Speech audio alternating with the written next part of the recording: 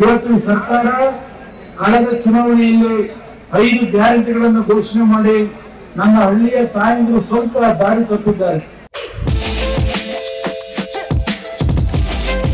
ಆಡಳಿತವನ್ನು ನಡೆಸ್ತಾ ಇದ್ದಾರೆ. ಅವರು ಒಂದು ವಿಷಯವನ್ನು ಬಿಟ್ಟು ಇನ್ನೇನು ವಿಷಯವನ್ನು ಮಾತಾಡಲ್ಲ.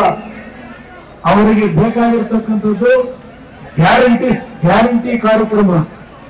ಯಾವ ಗ್ಯಾರಂಟಿ ಕಾರ್ಯಕ್ರಮವನ್ನು ಕೊಟ್ಟಿದ್ದಾರೆ, ಯಾರ ಜೇಬಿಗೆ ಇವತ್ತು ಕೈ ಹಾಕಿ ಹಣವನ್ನು ವಸೂಲಿ ಮಾಡ್ತಾ ಇದ್ದಾರೆ ಆ ಗ್ಯಾರಂಟಿ ಕಾರ್ಯಕ್ರಮಗಳಿಗೆ. ಕೃಷ್ಣಪ್ಪಣ್ಣ ಅವರಿಗೆ ಹೇಳ್ತಾ ಇದ್ರು, ಗಮನ ಇಟ್ಟು ಒಂದೆರಡು ಮಾತುಗಳನ್ನು ನೀವು ಕೇಳಬೇಕು.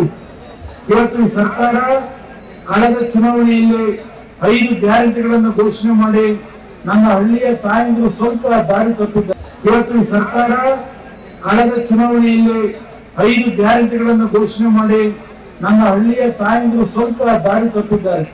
ಇವತ್ತು ಸರ್ಕಾರ ಕಳೆದ ಚುನಾವಣೆಯಲ್ಲಿ 5 ಗ್ಯಾರಂಟಿಗಳನ್ನು ಘೋಷಣೆ ಮಾಡಿ ನನ್ನ ಹಳ್ಳಿಯ ತಾಯಂದಿರು ಸ್ವಲ್ಪ ದಾರಿ ತಪ್ಪಿದ್ದಾರೆ.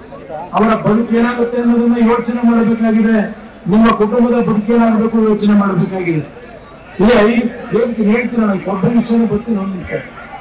ಇವತ್ತು ಅವರಿಗೆ 5 ಗ್ಯಾರಂಟಿ ಬಿಟ್ಟು ಬೇರೆ ಇನ್ನೇನೂ ಇಲ್ಲ. 5 ಗ್ಯಾರಂಟಿಯ ವಿಷಯದಲ್ಲಿ ಬೆಳಗ್ಗೆ ಎದ್ದು ಪತ್ರಿಕೆ ತೆಗೆಯಿರಿ. ಬರೀ 5 ಗ್ಯಾರಂಟಿ ಎಂದು. ನಮ್ಮ ಯೂಟ್ಯೂಬ್ ಚಾನೆಲ್ನ ಸಬ್ಸ್ಕ್ರೈಬ್ ಆಗಿ, ಲೈಕ್ ಮಾಡಿ, ಪಕ್ಕದಲ್ಲಿ ಕಾಣಿಸೋ ಬೆಲ್ ಐಕನ್ನ ಕ್ಲಿಕ್ ಮಾಡಿ.